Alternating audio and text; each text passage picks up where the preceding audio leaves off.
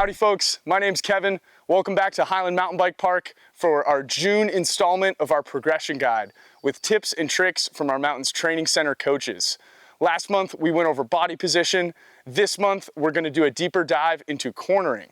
We're going to go around the mountain and I'm going to show you some different types of corners, some flat turns, some bigger bank turns, and everything in between. And we're going to talk about all the skills we need to successfully corner on our bike. Before we start talking about cornering, I want to break down a corner into different stages. I think about right up here in front of me to the camera. This is our approach to a turn. I think about right back here. This is our entrance, or where we're really setting up for the turn. I think about back here is the real start of the berm, where I'm initiating my turn, and then I have an apex and an exit. Before we talk about that stuff, I want to think about what's going on up here in our approach and entrance to the turn. I want to think about entering a turn with a good setup. I want to be on a nice straight line as I'm coming into a turn braking, if possible. Of course, all turns are not created equal, but if possible, I want to set up in a nice straight line and get nice even braking. When thinking about how we brake for a turn, our goal is to do all of our braking before a turn, no braking during the turn, therefore we're carrying all of our speed out of the turn. As you're starting to do this and experiment with your braking, slow down more than you think you need before a turn in order to get off the brakes fully and committed to the turn. Once I have a good setup for a turn and I have a good braking zone, now I want to think about my line choice for a turn. Going into a turn, we could be on the inside, we could be in the middle, or we could enter higher on the outside. I always like to trend towards the outside of a berm. That gives me a better setup and a less sharp angle while I'm turning. I'm gonna set up wide, braking, lean, and look. All right, we're here on Easy Rider, our green technical trail, looking at one of the flat turns on Easy Rider. If you want more grip in a flat turn, think about getting lower on your bike. Lowering your center of gravity, getting down, much like a sumo wrestler or a linebacker in football. If you get low, it's a lot harder to push you over and make you fall. Another thing I want to think about when we're searching for grip is what we do with our feet, our pedals. Mostly when we are turning on berms, we are always keeping our pedals flat and level to maintain grip and control. If you're searching for extra grip in a flat turn, it is possible to drop that outside foot to give your bike just a little bit more lean, therefore a little bit more grip. Alrighty, we're back on Easy Rider. This time we're at a slightly bigger berm, not on a fully flat turn like we were earlier. I want to talk a little bit about bike lean. As we mentioned earlier, if you're a skier or a snowboarder, it's that feeling of putting your bike on edge, angling that bike side to side. I think about as I'm leaning my bike, I'm not leaning my body with my bike. That will cause me to overweight my tires and slide out. I am angling just my bike underneath the body. Bike and body separation. As my bike moves side to side, my body stays in a straight line up and down.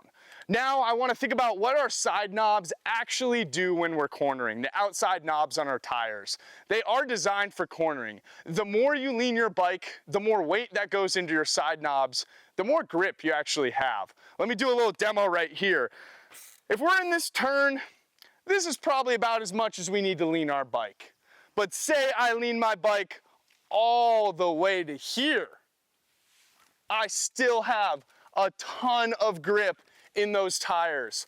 So it is good to know that the more you lean your bike, sometimes the more grip you create, and bike lean is a good thing. At first it may feel counterintuitive, it may feel like you're moving your bike in the direction it's gonna slide out, but when we do it properly and we separate our bike and body and only lean our bike, not our whole body with it, we actually create grip for ourselves. So very, very key part to cornering is that bike lean. If we do not lean our bike enough, let me come back over here.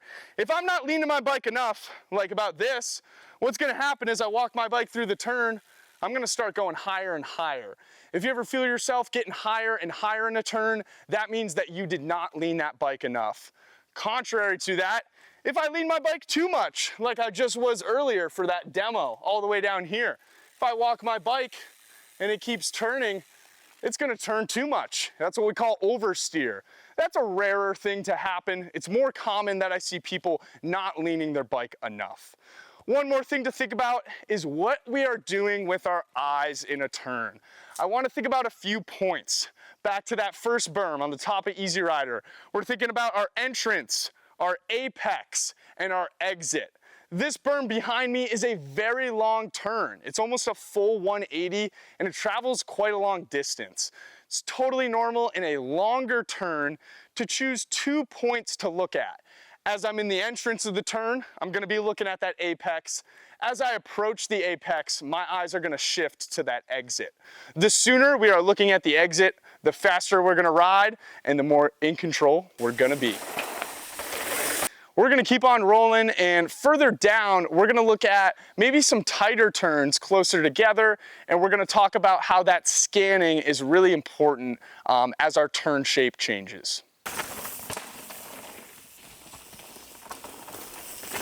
We're farther down on our hill on Meadows End, one of our green free ride trails. As you can see right here, we've got a right-handed berm into a left-handed berm. Once I get my brakes set and slow down to a comfortable speed, then I'm gonna let off those brakes and start initiating my turn. I wanna think about initiating that bike lean. Once I've initiated that lean and I'm setting an edge to carve through the turn, then I'm gonna think about what I'm doing with my eyes. So right here, as I'm starting to initiate that lean and start my turn, I want to think about putting my eyes ahead towards that exit of this right-hand turn, or even the start of that left-hand berm. The sooner that I can find that next berm, the more prepared I'm going to be for it, and the better I'm going to ride through an S-berm section. The key to riding consecutive turns is getting our braking done before and braking a lot before. We want to brake enough that we don't have to brake in between these two turns. We anchor up hard before and then we just coast through. Once we have that braking set, it's important that we have our eyes up, scanning ahead.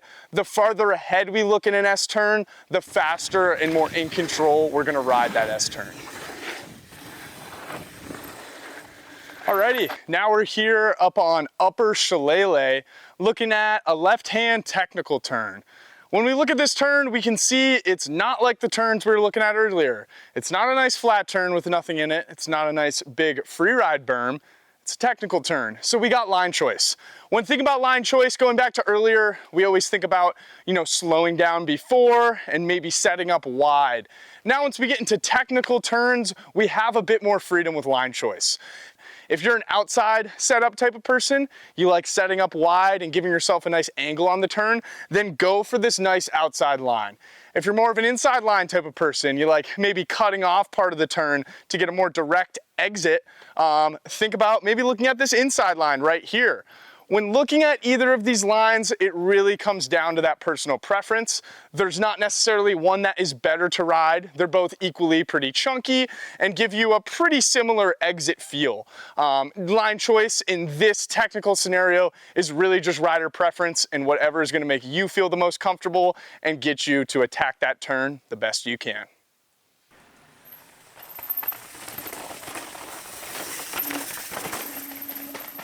We're lower down, now on lower happy hour, looking at one of our big free ride berms. This berm, I want to talk about body position during it. Right now, I'm standing in the apex of the turn. If I was riding my bike up on this part of the wall and I'm turning, my eyes would be looking to you guys right now where you're at with the camera. I want to think about having my left elbow up, driving through that berm towards where I'm looking. And I want to think about having my belly button open and my hips open in the direction of the exit of the turn. Going back, it's those 3 points down the body, the eyes, the head turning, the outside elbow driving to get the chest and shoulders open and rotated in the direction of the exit, and those hips adding in that hip rotation to the exit as well. Well, I'll add one more thing for you guys. If you ever think about hip rotation in your berms and really getting those hips to move side to side, that is how we spray dirt in the turns. If you see cool clips on Instagram of people blowing up turns, that's all hip rotation. So think about that the next time you want to spray some dirt. Now we're down here at the bottom of our hill looking at our park ready zone. The park ready zone is a great area to come to go over any skills that you might want to work on, as well as just improve your existing skills. You can be any ability level riding in here and still gain something out of riding in here. You can see behind us, we've got some nice big flowy turns, as well as some cones and some flat turns. So we've got both types of turns to practice on. This is a great area to go over all those skills we just talked about in this video. Thinking about line choice, setting up for a turn, thinking about our body position, how we lean the bike, where we look, all of those things are great to practice right here. Thank you for joining us for this month's progression guide on cornering. Next month, we will go to our next step on progression. We look forward to seeing you out on the hill as there's lots of new stuff going on. Our trail crew is hard at work to open up our last few trails, and we have a new race league coming in this summer, our Friday night race series. We look forward to seeing you out on the hill and going fast through those corners. You!